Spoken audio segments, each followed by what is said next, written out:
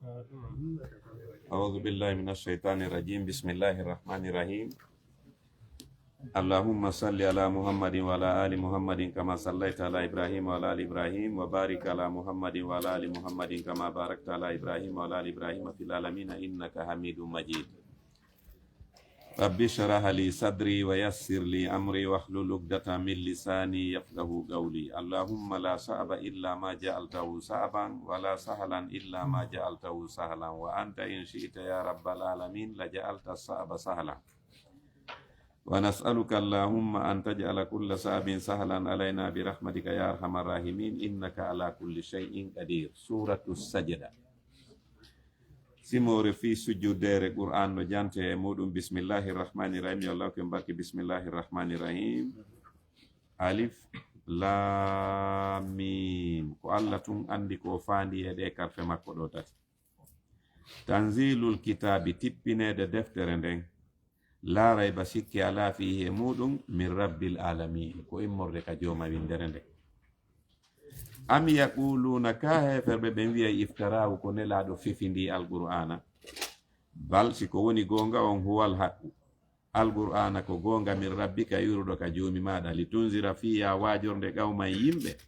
ma atahum ɓemɓe arano e muɗum min nadirin wajotoɗo min qablikaɗo maɗa, la allahum ɓe dajo kamɓe yahata ɗuna ɓe fewirayde. Allahu alladhi, ko Allah woni on lanɗo, khalaqa samawati, taguɗo kammuli ɗin, wal arda e leydi ndin, wa ma baynahuma, e konkuni hakkunde majji, fi sittati ayamin, e nder balɗe 6.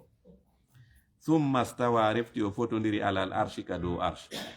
Malakum, alana on onon ɓe yimɓe min dunihi ko wuri Allah min waliyin giɗo, wala shafi'in wona tefowo. Afala tatadhakkarun, e onon on wajitotako. Yudabbirul amra, himo yiltindira fiyakuji ɗin kanko Allah. Minas sama, immorde ka asama, ilal ardi faadi ka leydi.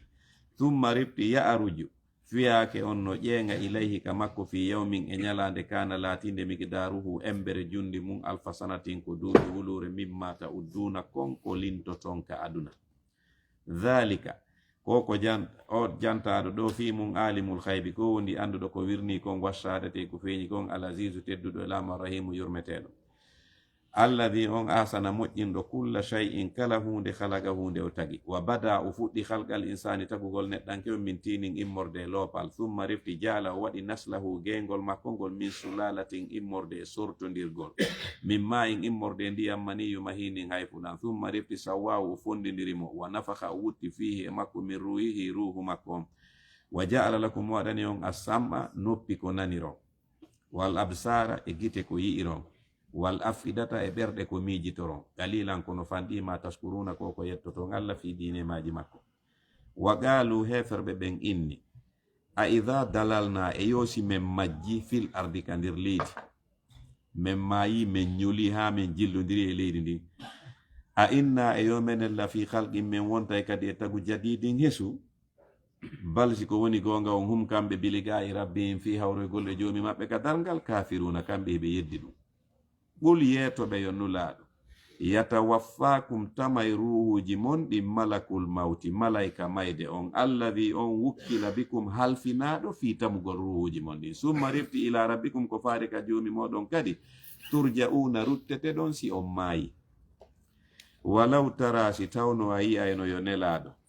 idhil mujrimuna, tumande tawi jumurimɓe bonki ɓen, nakisuhi, ɓe uggini ru'usihim, ko e maɓɓe ɗen, inda rabbihim, ka joomi maɓɓe. ɓenna rabbana, joomi amen, absarna, min yi'i non gonga on, wasami'ina, men nani non, farji'ina, joni yiltitumen ka aduna, na'amal men golloya salihan ko moƴƴi, inna no menen muqinun, men felliti, men yananama jaka mo mayi immitoto. Joma dala, walaw shi'na, si meɗen falano, la atayna, men hokkayno kulla nafsin, kala wonki huda ha pewal makki on. Walakin kono non, haqqal gawlu kongol lette ɗen jojji minni immorde kan, la amla anna, ko be mi hebbinira jahannama, yiite jahannama nge, minal jinnati, immorde ka jinnaji, wannasi ka yimɓe ajmaina be dendagal. Fadhuqu, meɗe, bima nasitum, sabu ko yejjituno ɗon kon, liga a yawmikum hadha, hawrugol e ngal ñallal mo ngande. Inna no menen nasinakum, men yejjitay on kader yiite. Wadhuqu, meɗe, adhabal khuldi, lette luttal, bima kuntum, sabu ko latino ɗon kon ta'maluna, hiɗon gollayno ko boni kaɗuna. innama yu'minu andu ko gomɗinta bi ayatina ayaji amen ɗen alladina ko ɓen ida dhukkiru biha harasi ɓe wajurama ayaje ɗen kharru ɓe suuyay sujjadan ko ɓe sujjuɓe wa sabbahu ɓe subun hino bi hamdi rabbi mondude yettugol joomi maɓɓe wa hum hara kamɓe la yastakbirun ɓe mawnintinotako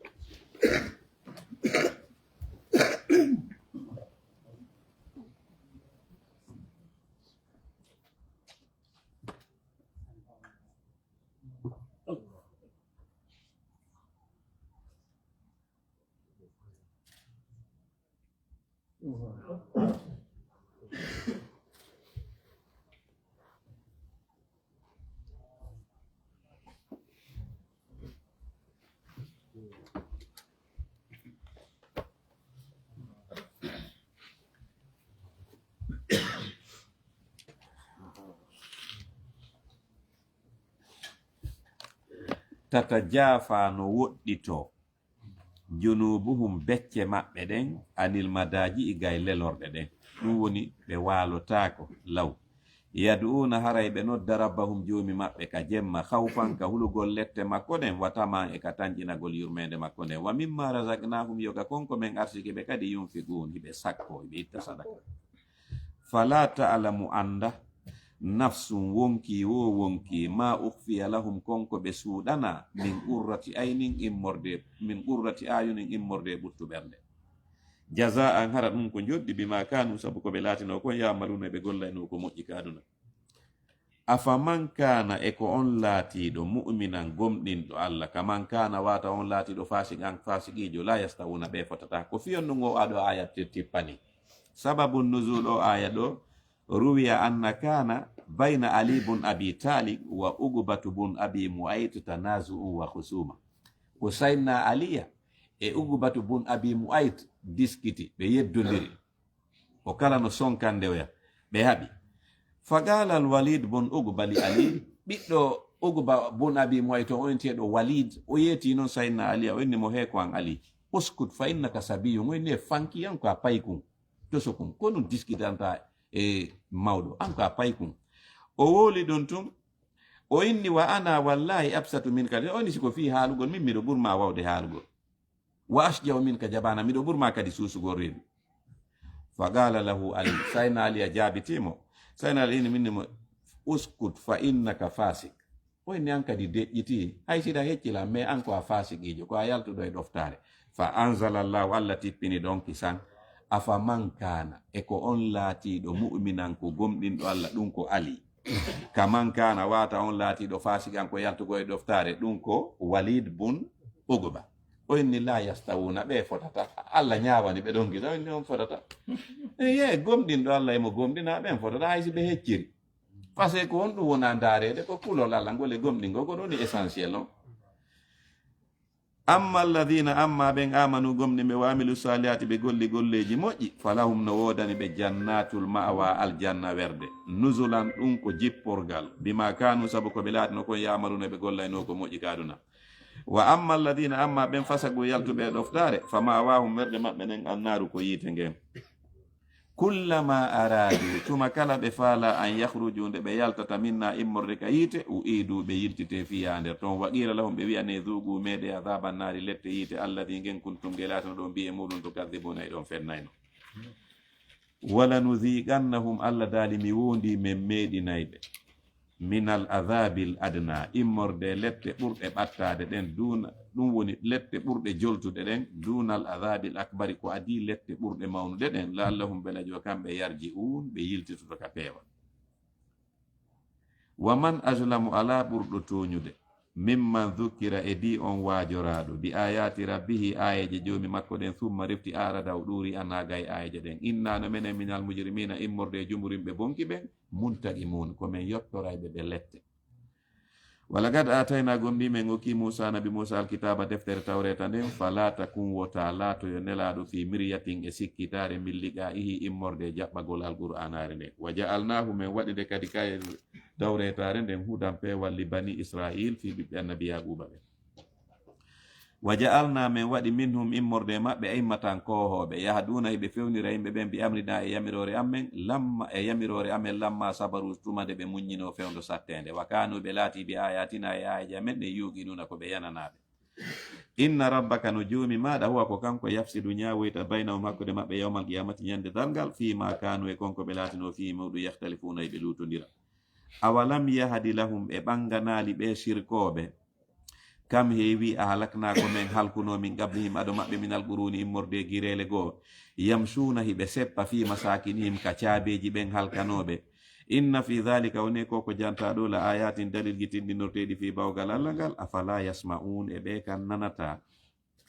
awalam yaraw e ɓe darata tasko anna wondemano menen nasuqul ma meɗen sogga ndiyan ɗan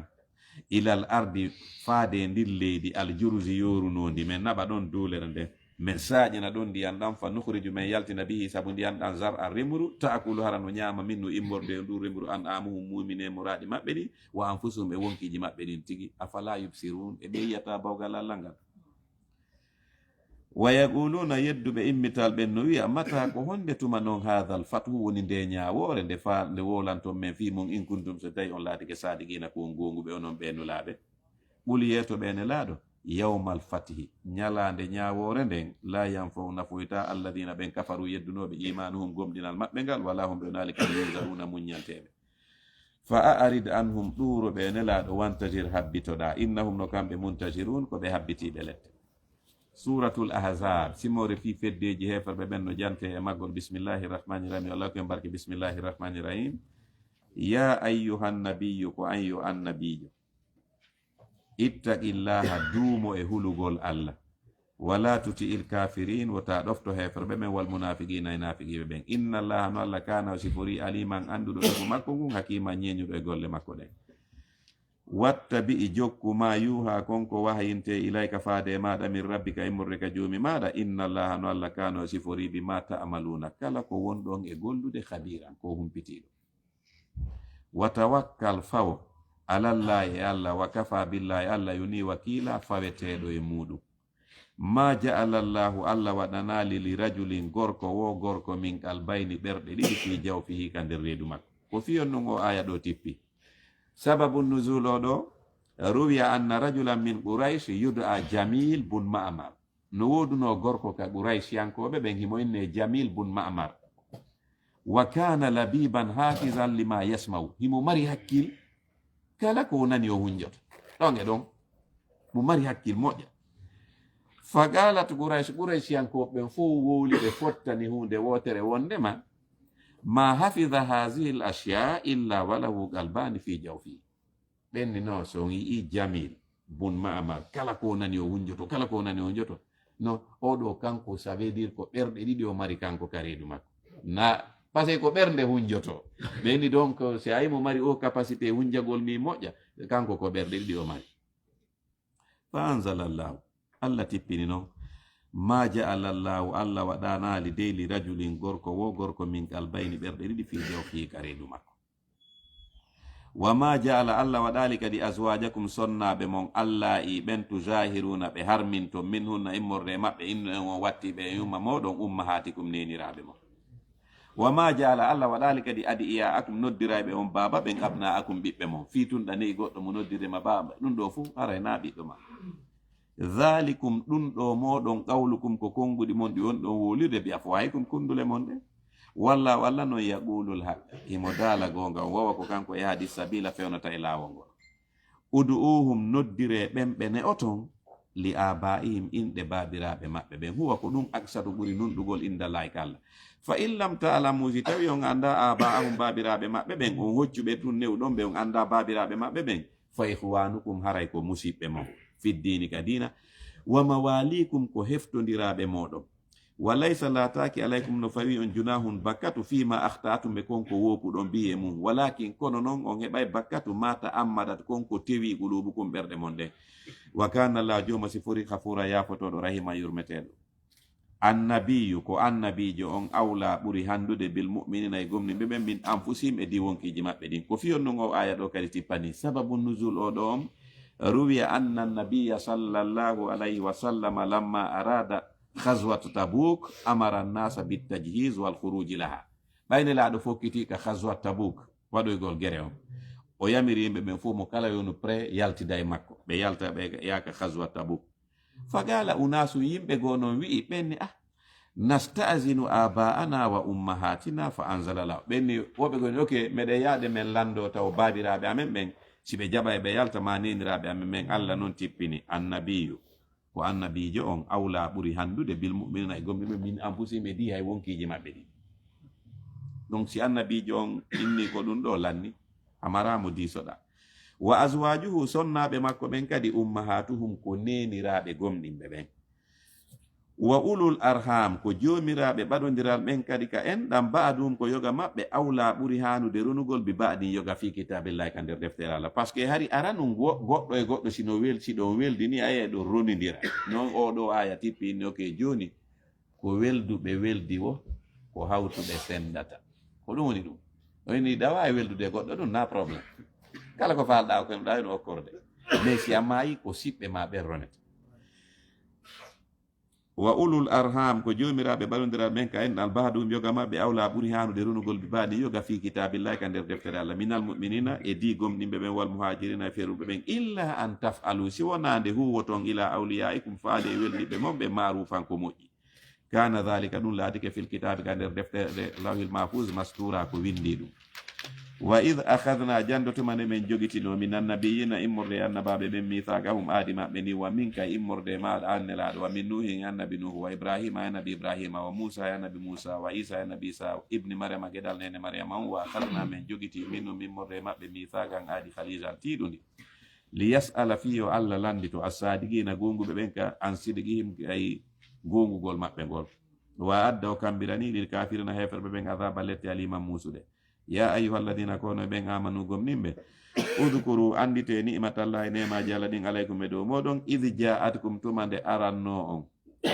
junudun koneli heferɓe ɓen fa arsalna min neli alayhim e maɓɓe rihan hendu wa junudan e kunu malayka lam tarawa ɓe wiyata wa kana Allah joma sifori bima ta'maluna kala ko wonɗon e gollude basiran ko sutiɗo id ja'ukum janto tumande feddeji heferɓe ɓen ardano on min fawqikum sengo dow mon wa min asfala minkum e sengo ley moɗon wa iz zakhatil absar janto tumande gite ɗen oñino wa balakat yotti alqulubu ɓerɗe ɗen alhanajira ka daɗe wa tazunnuna billahi jikkuɗon Allah azununa jikkeji lutodirɗi hunalika ko nden ñande ubtuliya jarribano almu'minuna gomninɓe ɓen wa zulzilu ɓe dimba zilzalan dimbande shadidan tiɗude wa idh yaqulu jandoto mande wiyayno almunafiquna nafiqiɓe ɓen walladina e ɓen fi qulubihim ɓen ka ɓerɗe muɗum maradu ñaw sikke ma wa'adana llahu Allah fo daali men wa rasulu e nuraɗo makko on illa hururan si wona hoɗo si wona ɗayde ka khazwatul ahzab ɓay nafiqiɓe ɓen yeferɓe ɓen ɓenni ko Allah yeeti o nelaɗo makko ɗo wondema si men nangodiri eɓe amen ɓen o walla men ɓenni o ɗayna e men woni ɓenni men wata folude ɓeɗo nafiqiɓe ɓen wi ɗum wa id qalat janto tumande wi'uno kadi taifatum fedde minhum immorde nafiqiɓe ɓen ɓe ari ɓenni ya ahla yathriba hono yo yimɓe madina ko yasriba innete no la muqama lakum ñiɓirde alana on farji o yiltite ka cuuɗi mon wota on tinodir e ɓeɗo wa yasta'zinu fuɗɗi disagol fariqum fedde minhum immorde nafiqiɓe ɓen annabijo on yaquluna ɓe ara ɓenna annabijo on inna buyutana cuuɗi amen ɗin awratun ɗi sokaki accume yamen mi yejjitimen sokano suundu wa ma hiya kono cuuɗi maɓɓe ɗin wonali bi awratin ɗi sokaki in yuriduna ɓe faalaka hunde illa firaran sina dugugol ko dugugol ɓe faala walaw dukhilat haysi saare madina nden natirano alayhimɓe dow maɓɓe min aktariha ka seraji mayre fof summa refti su'ilu ɓe landa alfitnata yo ɓe addu keferu ngun la tawha ɓe addayno keferu ngun wa ma talabbasu ɓe neɓatano kadi mbiya e waɗugol ɗum illa yasira sona seeɗani wala gad kanu gomɗiɓe le latinoke ahadullah ɓe ƴettanino Allah ahadi min qablu ko adi ɗum ɗo la yuwalluna al adbara ɓe huccintinta ɓamɓe ɓe dogata wa kana latike le ahadullah ahadi Allah ni masula ko landititendi ɓuli yeeto ɓe faalaɓe dogude lan yanfakum nafata on alfiraru dogugol in farartum hay si tawi on dogi minal mawti immorde mayre nden awil gaɗɗima warede nden wa idan si on tuma kadi si ɗum waɗi la tumatta'una on dakmitetake ka leydi illa qalila sina seeɗani ɓuli yeeto ɓe faalaɓe dogugol man dha alladi ko hombo woni o yasimukum wawayɗo dandugol o minallahi immorde muyɗe allah ɗen in arada bikum si tawi allah falanama on suu an ko boni aw arada bikum ma si allah falanama on rahmatan moƴƴere nema wala yajidun lahum ɓeɓanta hoore maɓɓe min dunillahi ko woni allah waliyan giɗo wala nasira wona ballo gadi ya'lamullahu gomɗi allah andi almuawwiqina ɓen warayɓe ɓerɗe ɗen minkum ɓe moɗon wal ga'ilina ɓen wiyanayɓe ɓen li ihwanihim musidɓe maɓɓe faalaɓe yawde ɓen ka hare ɓenna ɓen halumma ilayna he are ka men gaɗen wala yatuna hara kamɓe ɓe arata albasa ka hare illa qalilan sina seeɗa ashikhatan ɗum ko guddanni alaykum e dow moɗon fa idha jaa si ari alkhawfu kulol ngol ra'aytahum mayyay nafiqiɓe ɓen yanzuruna ɓe dara ilayka faade maɗa ene laaɗo taduru hara no yiilo ayunum gite maɓɓe ɗen kalladhi hara ɓe wawi wano on yukhsha alayhi faɗɗaɗo minal mawti sabu kulol mayde fa idha dhahaba alkhawfu si kulol ngol iwi salagukum ɓe hawra e moɗon bi alsinatin wondude e ɗemɗe maɓɓe hidadin welɗe ɓe yenna on ashikhatan ɗum ko guddan alal khayre dow moƴƴere ulaika ɓeɗo lam yu'minu ɓe gomɗinali taw fa abatallahu allah kadi bonni amalahum golleji maɓɓe ɗin wa kana dhalika ɗum laatike alallahi dow allah yasiran ko newi ɗum yahsabuna nafiqiɓe ɓen no sikkude al ahzaba feddeji heferɓe ɓen lam yadhabu ɓe yahali ha joni wa in ya'ati si ari kadi al azabu feddeji heferɓe ɓen yawaddu nafiqiɓe ɓen yeloto law annahum si tawno kamɓe baduna hiɓe ka ladde fil arabi ka yimɓe fulasuji ɓen yasaluna hara koɓe arto ɓe landito annambaikum fi habaruji mon ɗin hara koɓe arɓe na ene ko honno gere on feƴƴirno siko sago maɓɓe nde gere on no waɗa haray ɓe woɗɗiti ɗon hara koɓe aro ɓe na way ko honno gere on feƴƴirno yasaluna hara koɓe landu an ambaykum gay habaruji mon ni walaw kanu haysi ɓe nafiqiɓe laatino noon fiikum hakkunde moɗon har hayɓe yaltuno ɓe jokki on yawɗon ka hare magatalu ɓe haɓidatanoke illa galilan sina seeɗani fi yingo tun lagad kana lakum gomɗi laatanike on onon julɓe ɓen fi rasulillahi e fiine laaɗo allah on uswatu ñentinal hasanatu moƴƴungal liman kana wona ndew laatiɗo yarjullahi mo jorti hawrugol e allah ka dargal wal yawmal akhira ñalande sakkitinne wa dhakara llahu janti fi allah kathiran ko ɗuuɗi walamma ra al mu'minun ɓay gomɗinɓe ɓen yi'i al azaba feddeji e ferɓe ɓen joni noon gomɗiɓe ɓen ɗo kamɓe ɓe hooliɓe ɓen allah kamɓe ɓay ɓe yi feddeji e ferɓe ɓen qaalu ɓenni hadha ko ɗum ɗo tigi ma wa'adana Allah woni ko Allah foduno en wa rasulu en nuraɗo makko o yetino en hoyata welata fi e piyara kadi ɓe ɗuuɗi wa sadaqa Allah googi wa rasulu en nuraɗo makko kamɓe kan wa ma zadahum ɗuuɗugol heferɓe ɓen ɓeydali ɓe illa imanan sona gomɗinal wa tasliman e jebbilagol suusa minal mu'minin no woodi tode e gomɗinɓe ɓen rijalum worɓe sadagu gongamɓe allah ma ahadullah konko ɓe ahuduno e allah alayhi e dow muɗum konko ɓeyni ɓe dogata fa minhum no woodi e maɓɓe manqada on timminɗo nahabahu takke makko ɗum wano hamza piirida ha wara kono dogali waɗali bako wa minhum no woodi e maɓɓe man yantaziru on habbitiɗo warede kadi wama baddalu kamɓe ɓe wattitano aɗinin tabdilan wattitugol liyajzi allahu fiyo allah yoɓoy assadiqina gonguɓe ɓen ka imanugum bi sidqihim sabu gongugol maɓɓe ngol wa yu'adhiba letta almunafiqina nafiqiɓe ɓen insha asimo faala aw yatuba alayhima o jaɓana ɓe tubuɓe o inna allaha no allah kana o sifori ghafuran ko yafotoɗo rahiman yurmeteɗo wa raddallahu allah rutti alladhina ɓen kafaru yedduɓe o yirtitiɓe ka maɓɓe bi hayrihim wondude tikkere maɓɓe nden lam yanaluɓe heɓano hayran moƴƴere par ce que ɓe gañaki guere on wa kafallahu allah yonani almuminina gomniɓe ɓen alqitala hare nden o addi hendu e malaika ko walla ɓe hendu ndun ari liɓi cuuɗi maɓɓe ɗin fuu wa kana la joma si furi qawiyan ko jondole azizan ko tedduɗo wa anzala o tippini alladhina ɓen zaharuhum wallidirnoɓe ɓen e heferɓe ɓen min ahlil kitabe immorde yimɓe deftere min sayasihim o ittiɓe ka jaggeji maɓɓe wa gadafa o bugi fi qulubihim ka nder ɓerɗe maɓɓe a ruuba kulol ngol fariqan fedde go e maɓɓe taktuluna nanguɗon warɗon wa tasiruna dahuɗon fariqan fedde wa awrasakum allah ronini on kadi ardahum leydi maɓɓe ndi wa diyarahum e galleji maɓɓe ɗin wa amwalahum e jawle maɓɓe ɗen wa ardan e leydi goo lamtata hande o yaɓali e mum hari ha hande ɗum ko haybara wa kana allah joma sifori ala kulli shay'in e dow kala hunde qadiran ko wawɗo ya ayyuhan nabiyyu ko ayyuhan nabijo qulli azwajika yeto sonnaɓe ma ɓen in kuntunna si on laatike turidna ko faala ɗon alhayata duniya ko gurnan aduna lan nayɗan wa zinataha e cuɗari muɗum fata alayna are umatti kunna mi dakmi tan wa usarri kunna mi sera on sarahan cergal jamilan laɓagal wa in kuntunna si on laariki kadi turidna allaha ko allah faala ɗum wa rasula wenelaɗo makko on wa daral akhirata e galle e aljanna on kala akhara fa inna allaha no allah a adda o marani lil musinati moƴƴinayɓe golle ɓen minkum e moɗon ajiran joddi aziman mawnude ya nisa annabiyi kono yo sonnaɓe annabijo man yati kala adduɗo minkum na e moɗon bi fahisatin bonere jikku mubayyinatin ɓanguɗum yudaaf laha o sowanoyte al adabu lette ɗen di fayni cowalle ɗiɗi wa kana zalika ɗum laatike alalay allah yasiran ko newi ɗum wa man yaɓnutu kono kala ɗoftiɗo min kunna e moɗon lillahi o ɗofti fi allah wa rasuli e nelaɗo allah on wa ta'amal o golli salihan ko moƴƴi nu'tiha men okkay mo ajira ha joddi makko ni marratayni laabiji ɗiɗi wa tatna laha hara kadi meɗen marani mo risque an arsike kariman tedduɗo ɗum woni natugol aljanna ya nisa annabiyi kono ye sonnaɓe annabijo lasturna on non on wonali ka ahdi wano hay e goto minan nisa immorde rewɓe luttuɓe ɓen initta gay tunna si tawi on wuli allah fala tahdana wota on lesɗin bil qawli konngol mongol fa yatma ha tanƴino alladi on fi qalbi moni ka ɓernde mum mara ɗum ñaw sikke wa ɓulna wowle qawlan konngol ma'rufan moƴƴol wa garna ñiiɓe kadi fi buyuti kunna ka nder juuɗi moɗon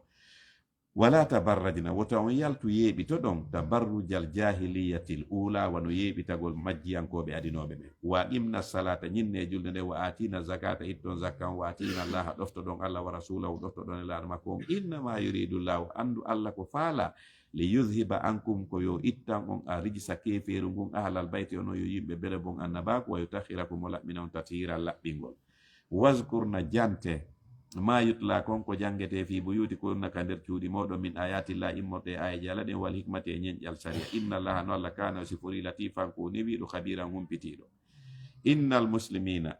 no worɓe jebbiliɓe ɓen wal muslimat e rewɓe jebbiliɓe ɓen wal mu'minina e worɓe gomɗinɓe ɓen wal mu'minat e rewɓe gomɗinɓe ɓen wal qanitin e worɓe ɗoftiɓe ɓen wal qanitat e rewɓe ɗoftiɓe ɓen wassadiqin e worɓe wowlayɓe gonga ɓen wassadigat e rewɓe wowlayɓe gonga ɓen wassabirin e worɓe muññotoɓe ɓen fewdo sattende wassabirat e rewɓe muññotoɓe ɓen fewdo sattende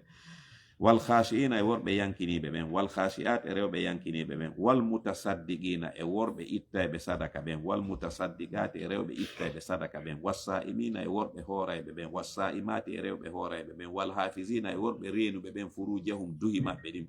wal hafizat e rewɓe reenuɓe ɓen farju mum on wadhakirina allaha kasiran e worɓe jantotoɓe ɓen inde allah nden ko ɗuuɗi wadhakirati e rewɓe jantotoɓe ɓen inde allah a adda llahu lahum allah marani ɓeɗo fuu maɓɓiratan hafranal wa ajran e juddi aziman mawnude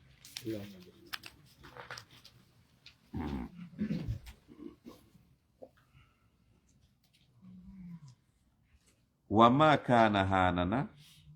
li mu'minin gomɗinɗo gorko wala mu'minatin wona gomɗinɗo debbo idha gadallahu si allah ñaawi wa rasuluhu e nulaɗo makko on amran fiyake an yakuna lahum de latantoɓe alkhiyaratu suɓagol sago maɓɓe on min amri min morde fiyake maɓɓe ko fiyon ɗum o aya ɗo kadi tippani sababu nuzul o ɗo aya an ibni abbasin qala khataba rasulullahi sallallahu alayhi wa sallam zainab bintu jahash li mawlahu zaid bun harisa ko nelaɗo torani zainab bintu jahash fi zaid par ce que zaid ko ɓeygu nelaɗo on okkimo nelaɗo donc ko jiyaɗo joni noon ɓayo falama jombude nelaɗo noon toranimo cousine muɗum zainab bintu jahash fastankafat minhu wa karihat wa abad on noon debbo inni o wakkilakionni zaid jombatama joni noon o inni tun o jaɓata ɗum ɗon allah tippini aya o allah inni nelaɗo wama kana hanana yeetoɓe wama kana hanana li mu'minin gomɗinɗo gorko wala mu'minatin wona gomɗinɗo debbo idha gadallahu si allah ñaawi wa rasulu e nuraɗo makko on amran fiyake an yakuna lahum de latantoɓe alkhiyaratu suɓagol sago maɓɓe min amri min morde fiyake maɓɓe o fa nazalat ila aya on tippi tun fa azanat zainab bintu jash wa tazawajatu zainab bintu jash inni awa nelaɗo mi jaɓi oui par ce que allah inni ok ko ɗum mi inni ko yo zaid yo jaɓu ko wiɗa kon an nelaɗo ay falama yo jaɓu zaid jombamo donc mo dowa jaɓude ko wiɗa kon debbo ngari ñawa mi jaɓi zaid noon jombimo wa man ya'sillaha kala lundiɗo allah wa rasulahu e nelaɗo allah on fagad dalla gom ɗi ara on ɗo majji dalala majjere mubina ɓangude wa id taqulu janto tuma nde wi'anaynoɗa yo nulaɗo lilladhi on gorko an amallahu alayhi mo allah nemini e dow muɗum ɗum ko zaid bun haris wa an amta an kadi moƴƴiɗa alayhi e dow makko andi joni nelaɗo rinɗinimo kanko zaidonni joni min ɓay oya okkilamma joni a woni dimo mi rinɗinima joni noon nelaɗo walli zaid o jombi zainab bintu jas tun noon zaid ɓay hunti haaji moye makko aru eni nelaɗo mi accitay o nelaɗo eni no ta accitumo jogitomo eni nono mi accitaymo bon nelaɗo waɗi ka ɓernde mo ok so accitimo kanko o jombaymo kono probléme o gonto woni kon ɗum mapinno nelaɗo par ce que ko kanko zaid ko no innamo baaba wasi ɓay kanko de mo ko paykum makko o miiji noon so jombi zainab bintu jas si zaid accitimo yimɓe ɓe nangayno ye o jombi ɓeygu ɓiɗɗo makko ɓe wola ɗum joni noon allah no andintinde ɗo nelaɗo eni anditi noon ko feƴƴuno kon ɗon par ce que allah enimo ke min konko mapiɗa ɗo mi réglante ɗum par ce que mi tippinay aya fi ɗum kadi ko laɓɓinte hollugol yimɓe ɓen si goɗɗo ne'i goɗɗo fi on noynudemo baaba si on jombi goɗɗo o accitoyimo si oɗano faala jombude on o jombay mono dagi na probléme ko ɓeygu ɓiɗɗo ma iwɗon ka ceecima ko woni a jombata e so may mais fiiɗa ne'i goɗɗo moyndema baaba na on hunde a ne'umo donc kono noon allah woni andintinde ɗo nelaɗo no gerino noon wa id taqulu janto tuma nde wi'anaynoɗa yo nelaɗo lillazi on gorko ɗum ko zaid an amallahu alayhi mo allah moƴƴi e muɗum wa an amta an kadi moƴƴiɗa alayhi e makko ɓay ko ardinɗinimo innuɗa mo amsika alayka jogito e dow maɗa zawjaka ɓeygu ma ta accitumo wattaqilla hulu allah wa tuhfi kono hari an nelaɗo yiɗa suuɗude fi nafsika ka nder wonki maɗa mallahu mubdihi konko allah feññinoyta hiɗa suuɗi ok sa accitimo min mi jombaymo hiɗa mari ɗum ka wonkima wa tahsa nasa kono hari ɗa hulude yimɓe ɓen ko ɓe wolata kon innugol hiɗa huli no gasa ɓenna o jombi ɓeygu ɓiɗɗo makko wallahu kono ko allah haqqu ɓuri jojjude an tahsa hunde hulatamo falamma qada zaidum ɓay zaydo hunti min ha immorde debbo on wataran haaju makko on o accitimo zawwajnaka ha men jombimmamoyo nelaɗo likay la yakuna fi watalato alal muminina e dow gomni ɓeɓen harajum ɓittende fi aswaji fi jombugol sonnaɓe adiyaihim noddirayɓe ɓe baba ɓen ida gadaw si ɓen hunti min hunna immorde sonnaɓe ɓen wataran haaju maɓɓe ɓe accitiɓe wa kana lati amrullah yamiro lala nde mafula ko huweteɓe ma kana laataki ala nabi e dow annabijo min harajin bakkatu fima faradallahu law e konko allah shar'inanimo sunnatallahi ɗum ko sunna allah noon filladina e ɓen halaw feƴƴinoɓe min qablu ko adi wa kana laati amrullah yamirore ala nden qadaran ko kodduri e magduran hoddiraɗo alladina ɓen yuballihuna yottinayɓe risalatillahi nele allah ɗen wa yakhshawnahu ɓe hulamo wala yakhshawna hara kadi ɓe hulata ahadan hay goto illa llahu sona allah wa kafa billahi allah yuni hasiba illa allah sona allah wa kafa billahi allah yuni hasiba hasbo ma kana muhammadun allah tippini noon oɗo aya ma kana muhammadu lataki dey aba ahadin ben hay goto min rijalikum min morde worɓe mon ɓe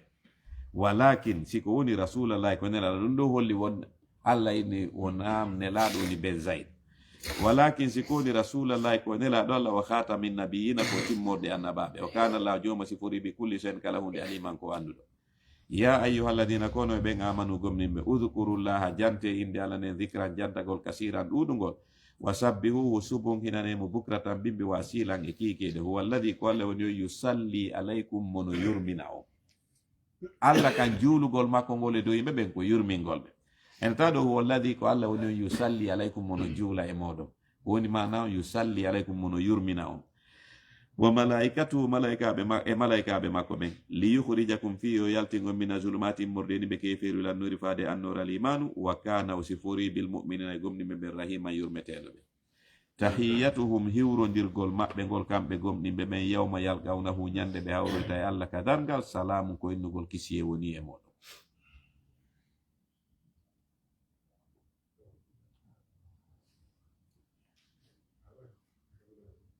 wa adda lahum o maraniɓe ajran joddi kabiran mawn kariman teddude ɗum woni aljanna ya ayyuhan nabiyyu ko ayyuhan nabiyyu inna no menen arsalnaka men nulima shahidan ko a seeditotoɗo e dow yimɓe ɓen.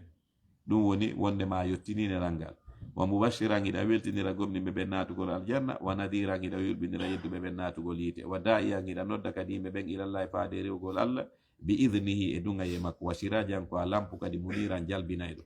wa bashiril mu'minin weltinir gomɗinɓe ɓen bi anna lahum wonde man woden ɓe minallahi immorde ka allah fadlan ɓural kabiran mawnugal woni moƴƴere wala tuti wota ɗofta alkafirina yedduɓe ɓen wal munafiqina e nafiqiɓe ɓen wa da adahum selu tamɓe lorraji maɓɓe ɗin ko ɓe lorrete ko wa tawakkal fawɗa alallahi allah wa kafa billahi allah yuni wakilan hoolorteɗo. ya ayyuhalladina kono ɓen amanu gomninɓe idha nakahatumul mu'minat son jombi rewɓe gomninɓe ɓen thumma tallaktumuhunna refti on accitiɓe min qabli ko waɗi an tamassuhunna o memodirgol e maɓɓe fama lakum haray arana on aɗa hinna e dow maɓɓe min iddatin eddata ataddunaha moyɗon eddino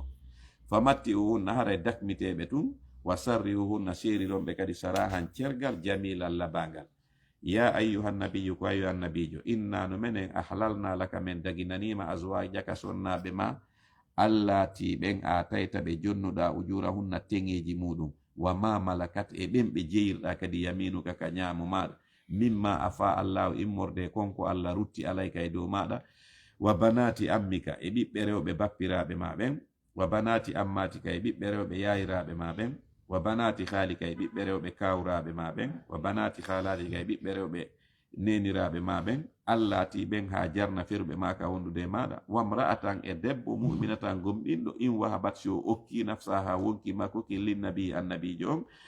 in arada annabiyu si tawi annabijo on no faala an yastankiya ha nde resata mo halisatan laka ɗum ɗo ko hertani ɗum ma ammin dunil mu'minina ko wori gomɗinɓe luttuɓe ɓen gade alimna gomɗi meɗen andi ma faratna konko men falli alayhim dow maɓɓe fi aswajihim e sonnaɓe maɓɓe ɓen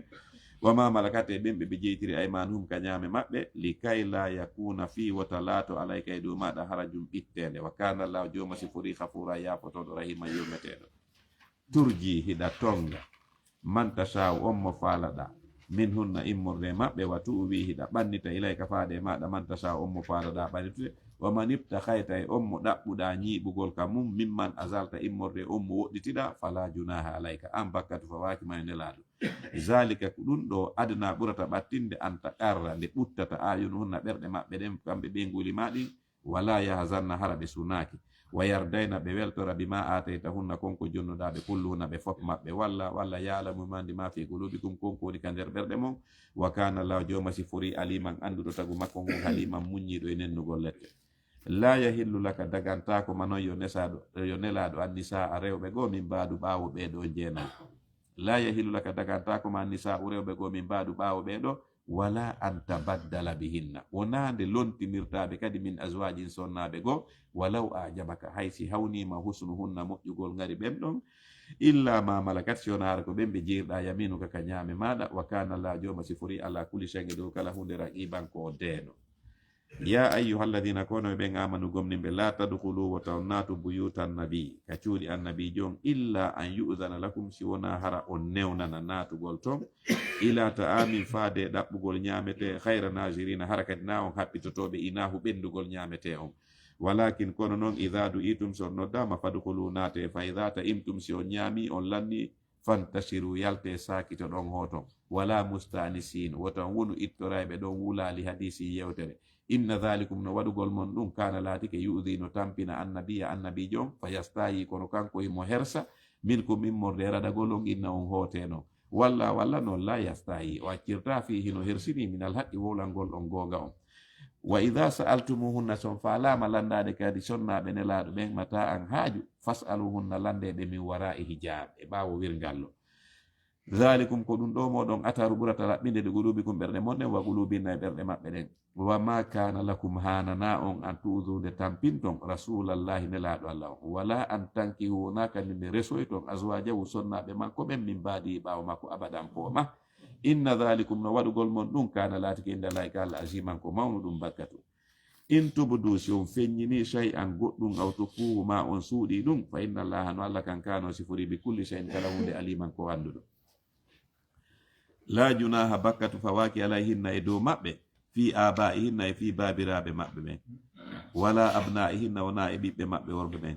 wala ikhwanihinna wona bandiraɓe maɓɓe men, wala abna'i wona ɓiɓɓe worɓe ikhwanihinna bandiraɓe maɓɓe worɓe men, wala abna'i wona ɓiɓɓe worɓe akhawatihinna bandiraɓe maɓɓe rewɓe ɓen, wala nisa'ihinna wona rewɓe ñokondoɓe maɓɓe ɓen, wala ma malakat wona ɓen horɓe ɓe jeytiri aymanuhunna ka ñaame maɓɓe. ɓeɗo fuu ɓe mara probléme e maɓɓe si ɓen wo yi'iɓe geece ɗen. wattaqina allah hule allah, inna allah no allah kana sifori ala kulli shay'in do kala hunde shahidan ko seeditiɗo.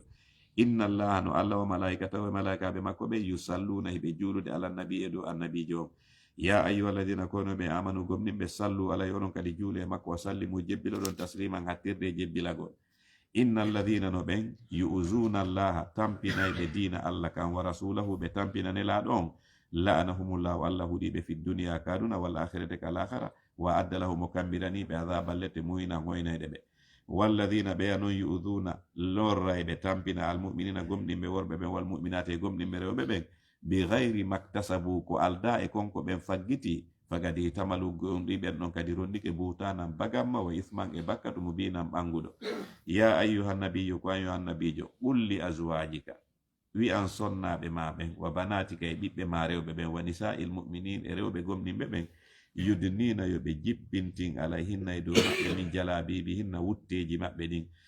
zalika ko ɗum adna ɓurata ɓattinde an yurafna nde ɓe anditete wondema ko rewɓe julɓe ɓen ni fala yuzayna hara ɓe lorrira ka ɗaɓɓede ka laawi. wa kana llahu jomma si fori hafura yafotoɗo rahima yurmeteɗo.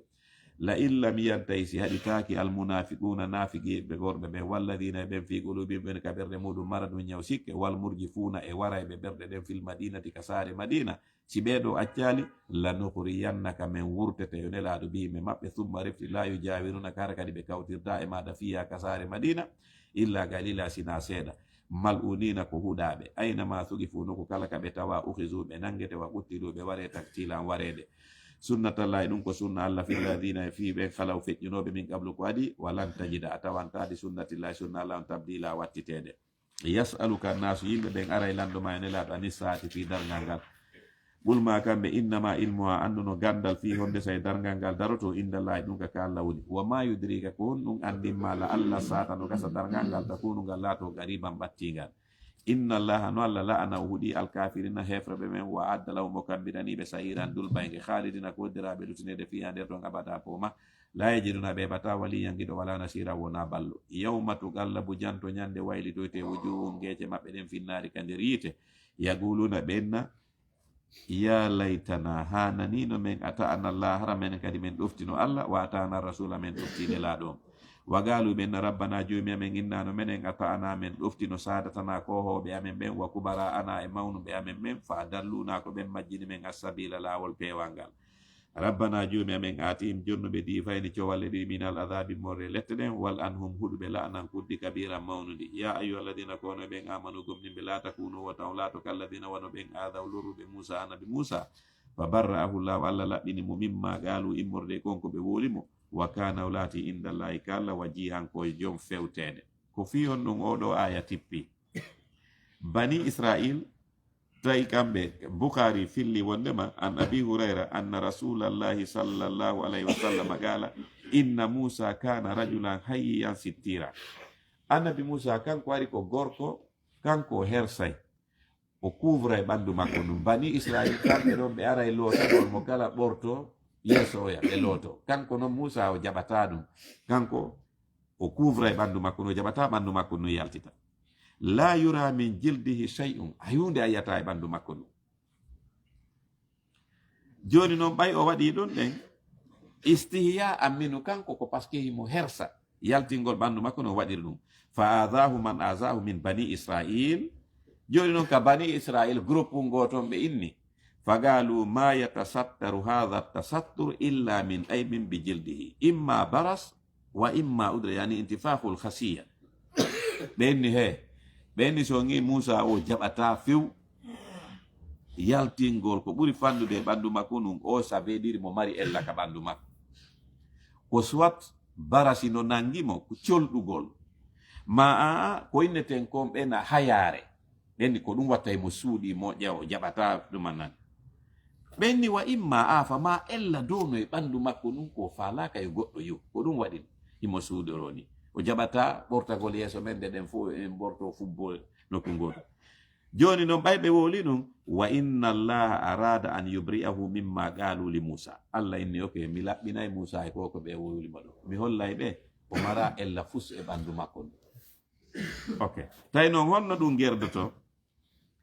fa hala yawman wahadahu fa wada siyabahu alal hajar summa ihtasala o ari bani israila fof no ɓorti no lotoroɗo e cangol kanko tun o yahi e cangol o yeeso ton o ɓorti conci makko ɗin o waɗi hayre o hukki o looti falamma faraka ɓay o gayni lotagol joni noon mo arde ƴetta conci makko ɗin aqbala ala siyabihi li yahusaha wa inna alhajara ada bi sawbi o ari tun ƴettugol conci makko ɗin hayre nden dogi de conci makko ɗin joni noon mo iwtirde ɓaawo hayre nden fiyo mo jokkitire hayre nden hiɓe dogude hayre nden no ɗum mo iwtirde ɓaawo fa akasa musa asawo musa ƴetti tugordu makko ɗum wa talaba alhajara fa jala yaqulu sawbi hajar mo ƴetti tugordu mo iwtirde ɓaawo mo inde mais hayre conci an ɗin hatta marra ala mala'in min bani israil fa ra'ahu ahsana ma khalaqa allahu uryana e nder ko ɓe dogata ko musa hakkille mum ɗen no e hayre nden e conci ɗin o anda ɓe hewtino e jama ka bani israila woni ɓe yimo ɓandu ɗum ɓe tawi ɓandu makko num ndu laba ɓe yaali ka hande ko labira noon tawi ella fus ala e ɓandu makko ɗum alhadis ko ɗum woni allah inni joni himo laɓɓinde mo ya ayyuhalladina kono yo ɓen amanu gomɗinɓe la takunu wota on laato kalladina wono min bani israilaɓe adaw tampinnoɓe musa nabi musa ɓe lorririmo wulugol mo innay mo mari ella fa barra'ahu llahu allah laɓɓinimo mimma qaalu immorde konko ɓe wolunomo wa kana o laati indallahi ka allah wajihan ko joom fewtede ko joom jaahu ya ayyuhalladina kono ɓen amanu gomninɓe ittaqullahu le allah wa ɓuulu wolon qawlan konngol sadidan fewngol yuslihi lakum on say o moƴƴinana on amalakum golleji mon ɗin wa yahfir lakum o yafano on dunubakum junubaji mon ɗin wa man yuti illaha kala ɗoftiɗo allah wa rasulahu e neraɗo makko on fagad fasa gom ɗi haray on ɗon mali fawsan malal ajiman mawnugal inna no menen aradnal amanata min weɓitani hoolare nden ala samawati dow kammuɗi ɗin wal ardili ni wal jibale pelle ɗen fa bayna ɗiɗo fop sali an yahmilna ha nde ɗi rondoto hoolare wasfakɗa ɗi huuli minna immorde ɗum wa hamalahal insan neɗɗanke kan rondi ɗum innahu no kanko kana latike jaluman ko hewɗo toñugol jahulan majjuɗo e tafsiraɓe gonon indi ko ɗum woni ɗo nde hoolare wo ko wagutuji ɗin joyi wo pelle ɗen nono mene men susata ƴettugol on responsabilité ɗo fi juulugol maɗuma kammurde fo huuli neɗɗo kan ƴetti li yu'adhiba allahu fiyo allah lettu almunafiqina nafiqiɓe worɓe ɓen wal munafiqati nafiqiɓe rewɓe ɓen wal mushrikina shirkoɓe worɓe ɓen wal mushrikati shirkoɓe rewɓe ɓen wa yatuba allahu allah jaɓana tubuɓe alal mu'minina dow gomɗinɓe ɓen wal mu'minati gomɗinɓe rewɓe ɓen wa kana allahu joma sifori hafura yafotoɗo rahima yurmeteɗo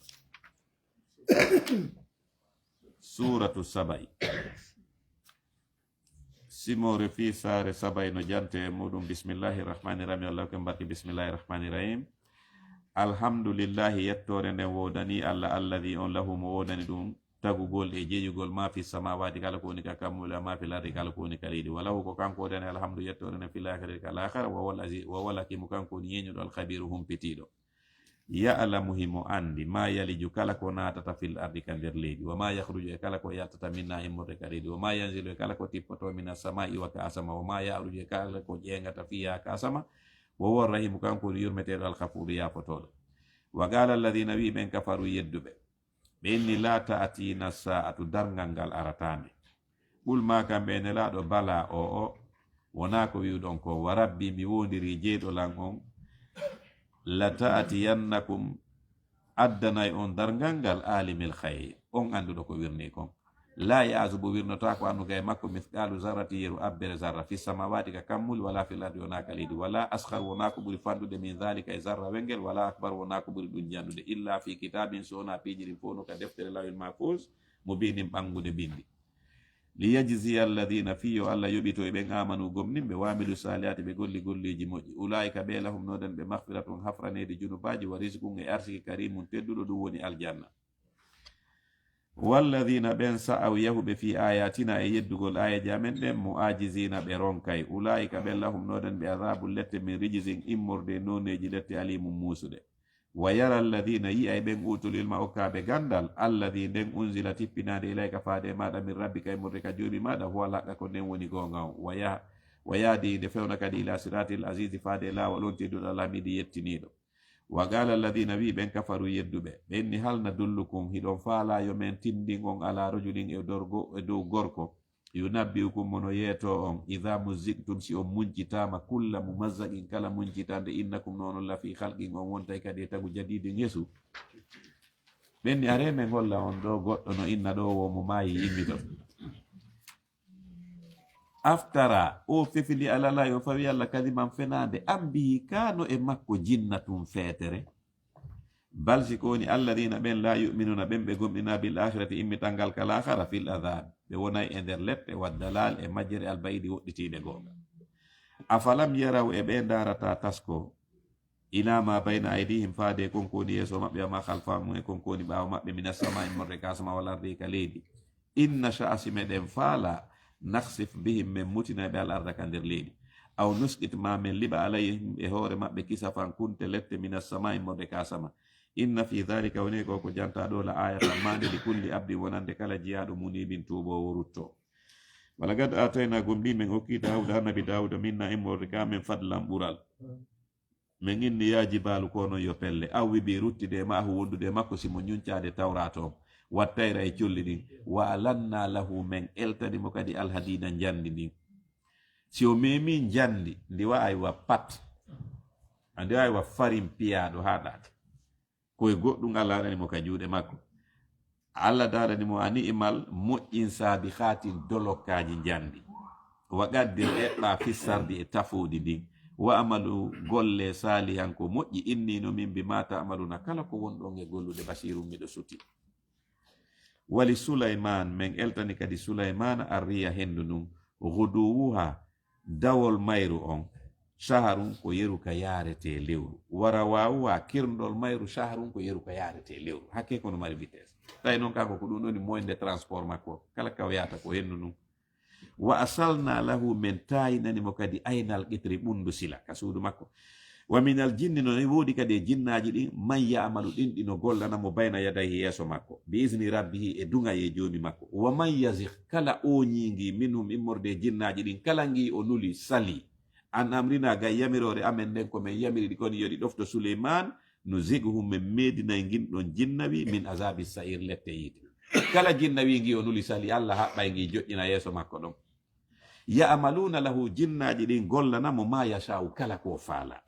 min mahariba wano mahangol mo tataji towɗi wa tamasila e nandollaji statiji wa jifanin e looɗe kal jawabi wawɗe wano beeli wa ɓudurin e wureje rasiyatin feŋiɗe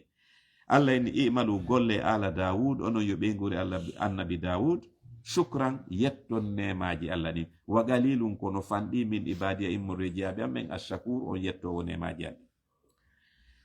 falamma qadayna ɓay men ñaawi alayhi dow makko almawta mayde nden kanko dawud ma dallahum tindinano jinnaji ɗin ala mawtihi e dow mayde makko nden illa dabbatul ardi sona gangu wi ngi ka leydi takunu nde ngi ñamuno min sa'atahu tuggordu makko nun falamma harra ɓay o fukkike tabayyanatil jinnu ɓangani noon jinnaji ɗin an law kanu jakasi tawno siɗi laatino ka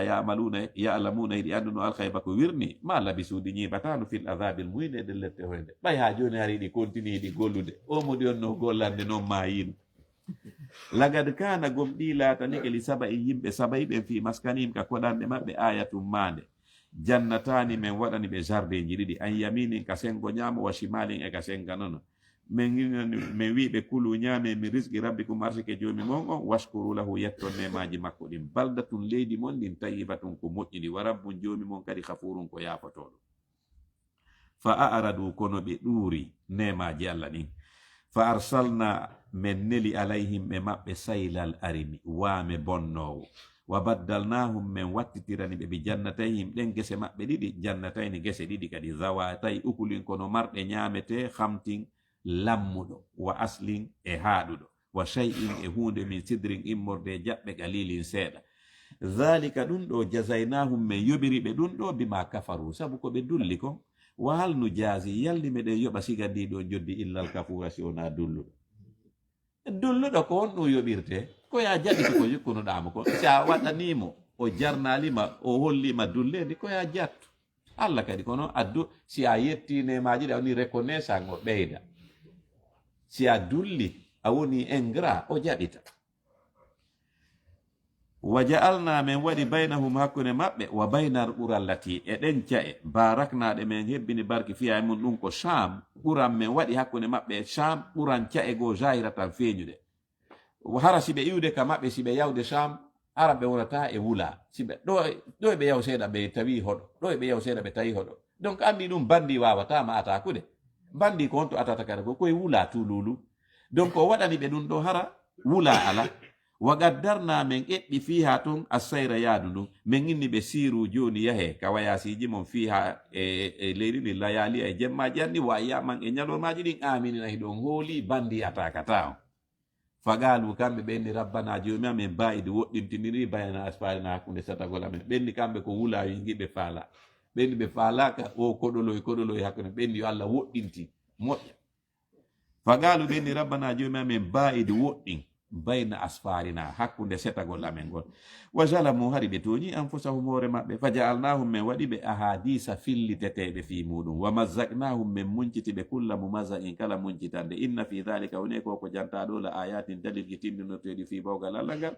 li kulli sabbari wonande kala muñotoɗo fewdo sattende sakunu yettowo fewdo newede wala gade saddaka gomɗi gongini alayɓe dow maɓɓe iblisu zannahu sikke makko ɗen fattaba'uhu ɓe jokkimo illa fariqan sona fedde minal mu'minina immorde gomniɓe ɓen wama kana lahu latanaki monon alayhim ɓe dow maɓɓe min sultanin doole illa lina alama sona fiyo min andu man yu'minu on gomɗinɗo bil akhirati immitangal ka lahara mimman huwa immorde on mo kañum minna immorde immitangal fi shakkin himo e nder sikke wa rabbuka jomi maɗa ala kulli shay'in e dow kala hunde hafizun ko renuɗo ɓul yeeto sirkoɓe ɓe udu nodde alladina ɗin sanamuji za'amtum ɗi aaƴi ɗon ko reweteɗi min dunillahi ko wuri Allah la yamlikuna ɗi wawa mithqala zaratiru abbere zara fi samawati ka kammuli wala fil ardi wona ka leydi wa ma lahum alanaɗi kadi fihima ka leydi e ka kammu min shirki kafidede laamu ngun wa ma lahu alanamo kanko Allah minum immorde majji min zahirin wallidirteɗo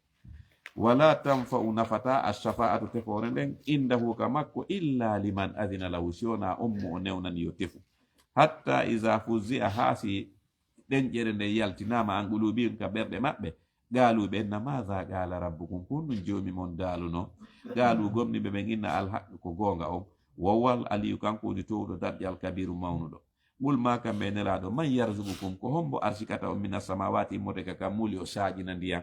wal ardi e ka leydi o fuɗina puɗi ɓul yeetoɓe Allah o ko Allah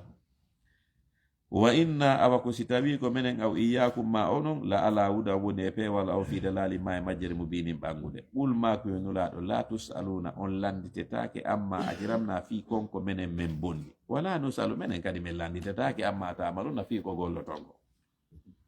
ɓul yeetoɓe ene laaɗo yajma u hawtidira e baynana hakkunde meɗen rabbuna jomi meɗen summa refti yaftaw o ñaawa baynana hakkunde men bilaɓe o ñaawira gonga wowol fattaw kanko woni ñaawow al alimo andude honno ñaawirte ɓul ma kamɓe ene laaɗo aruni hollelan alladina ɗin sanamuji alhaqtum bihi ɗi wattiduɗon e makko suraka a kafidaɗi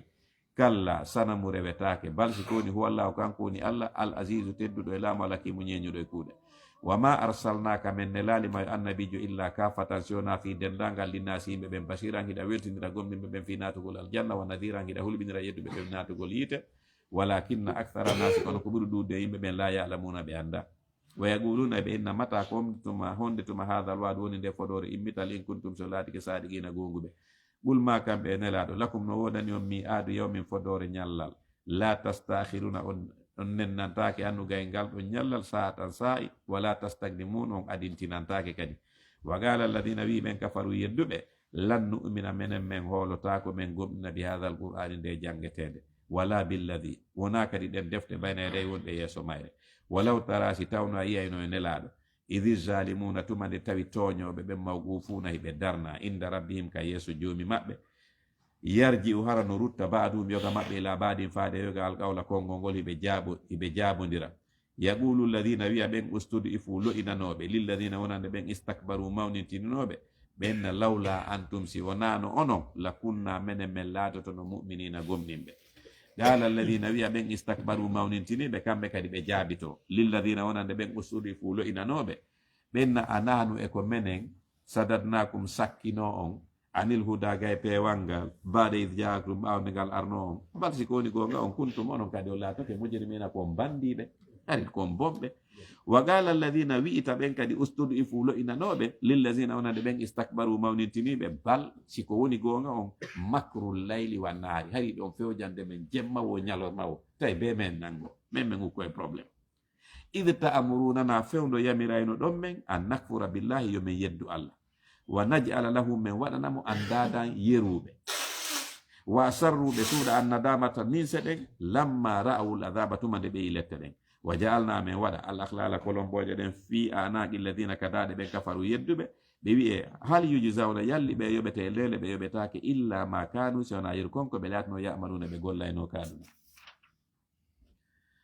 wa ma arsalna men ne laali fi qaryatin e saare wo saare min nadirin waajotoɗo illa qala siwona wi'ino mutrafuha alɗinaɓe men ka saare ton innano menen bima ursiltum bihi ko ko nurda ɗon e muɗum kafiruna menen men yeddi ɗum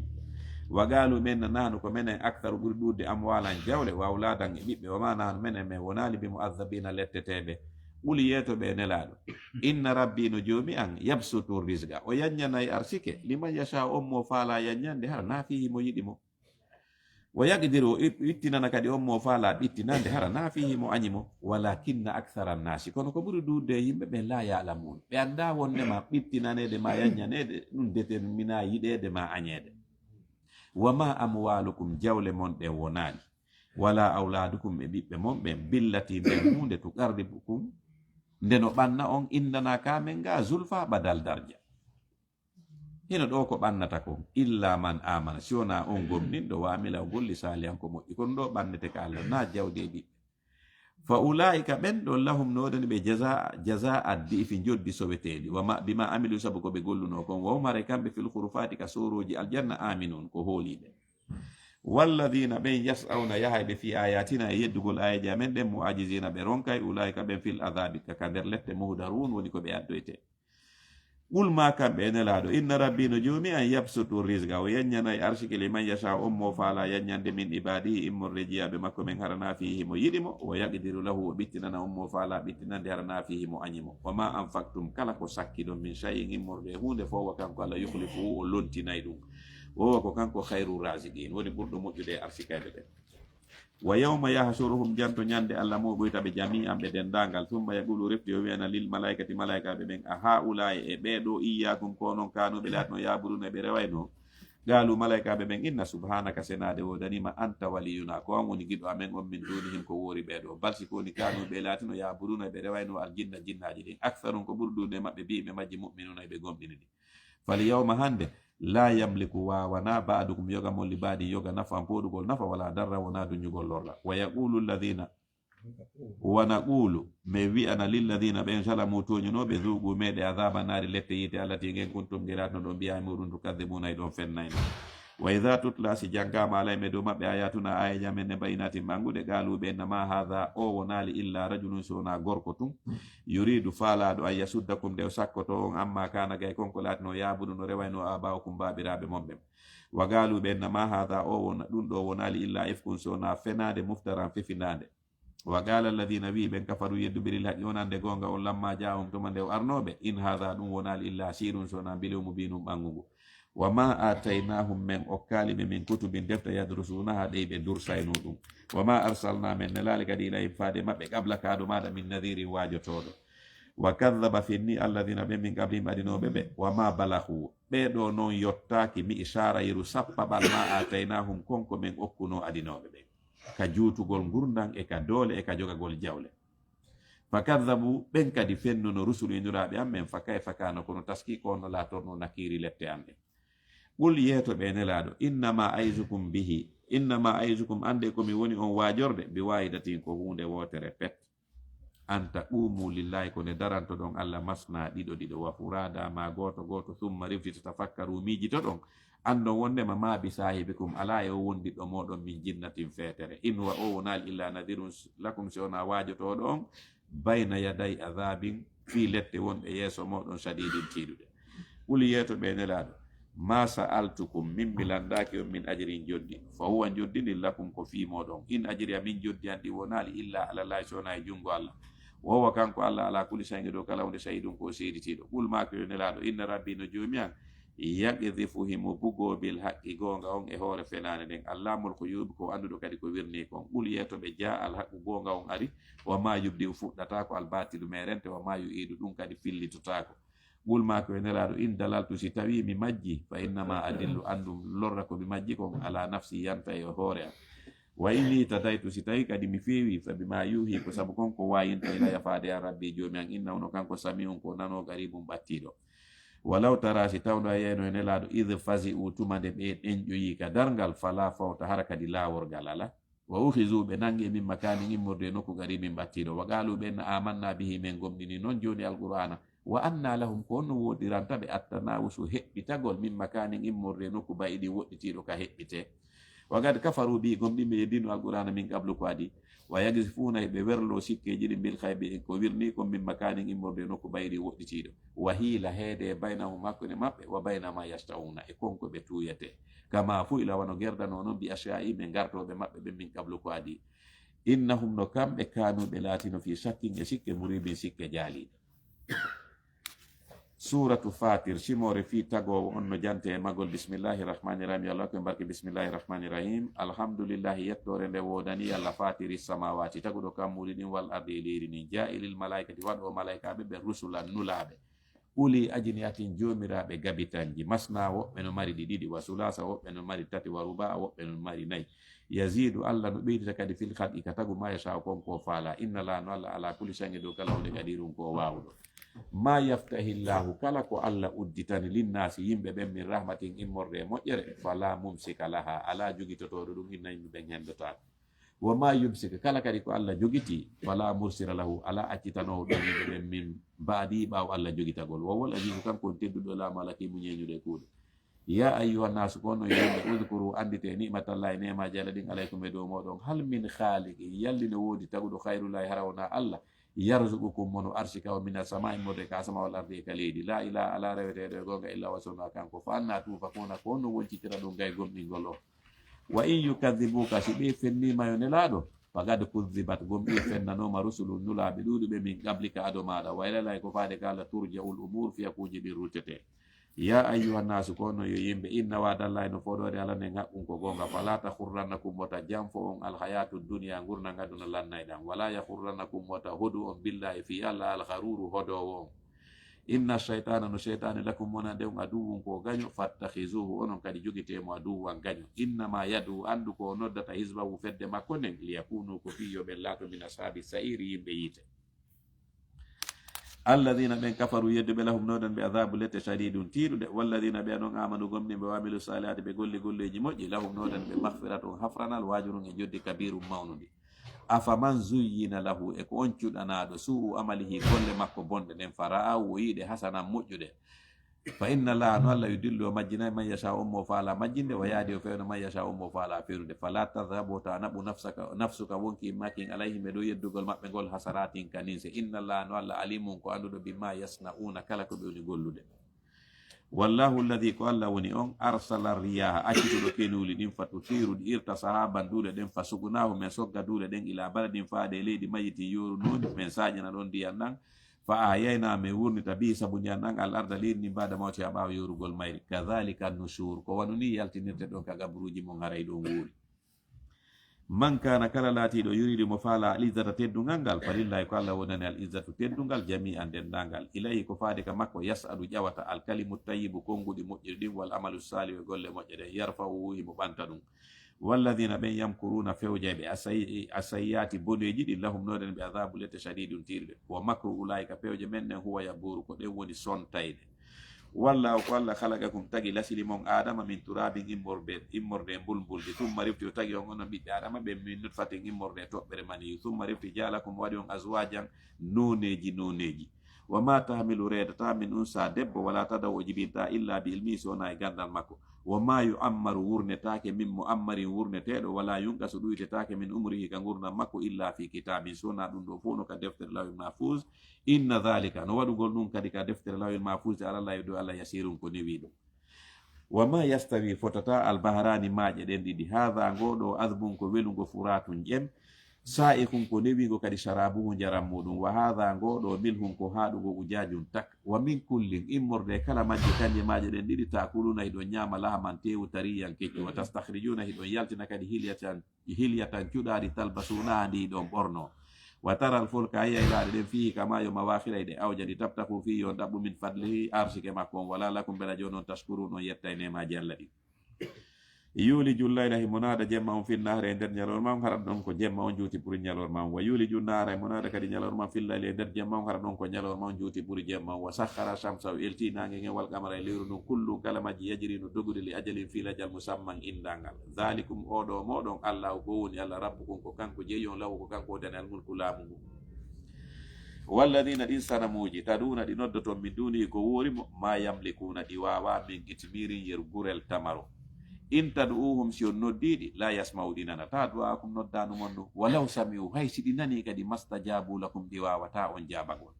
wa yawmal qiyamati ñande dargal yakfuruna ɗi yeddoye kadi ɓe shirkikum ko shirkirɗon ni kon wala yunabbi'uka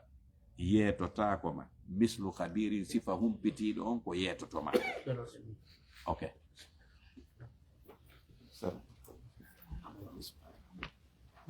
اللهم صل على سيدنا محمد وعلى ال سيدنا محمد وسلم والله سواء براج يورم مولين برجاي en torki Allah en fattiki Allah yo Allah okko en taadi baaɓe ɓiɓɓe meɗen wawɓe janngude Qur'an ɓe janngana en Qur'an haa ñande Allah roni leydi ndin e ko woni e hoore leydi ndin Allah ta tingore haaɗo e men Allah yaafana e mawɓe meɗen ɓe fotɗon Allah wuriɓe ɓe wuuruɓe ɓe Allah hinno ɓe yaafoɗa ɓe yaafaɓe Allah acci du'e e accari Allah ta jimi kefere o ta kefere wi en barki teddude annabijo Allah ta jimi kefere wi en ربنا تقبل منا انك انت السميع العليم وتب علينا مولانا انك التواب الرحيم ربنا هب لنا من ازواجنا وذرياتنا قرة اعين واجعلنا للمتقين اماما ربنا اغفر لنا ولاخواننا الذين سبقونا بالايمان ولا تجعل في قلوبنا غلا للذين امنوا ربنا انك رؤوف رحيم اللهم انا نسالك الطيبات وفعل الخيرات وترك المنكرات وحب المساكين وأن تغفر لنا وترحمنا وجارك بخلقك فتنة وتوفنا إليك غير مفتونين اللهم إنا نسألك حبك حب من يحبك وحب عمل يقربنا على حبك يا نور كل شيء وهدى وأنت خالق الظلمات بنورك يا رب الأرباب يا مسبب الأسباب يا مفتح الأبواب يا قاضي الحاجات يا مجيب الدعوات يا دليل الخيرات اللهم استجب دعاءنا واهدي على أرجاءنا واجعلنا عجيجا مغترما في عبادك برحمتك يا رب العالمين ربنا آتنا في الدنيا حسنة وفي الآخرة حسنة وقنا عذاب النار سبحان ربك رب العزة عما يصفون وسلام على المرسلين والحمد لله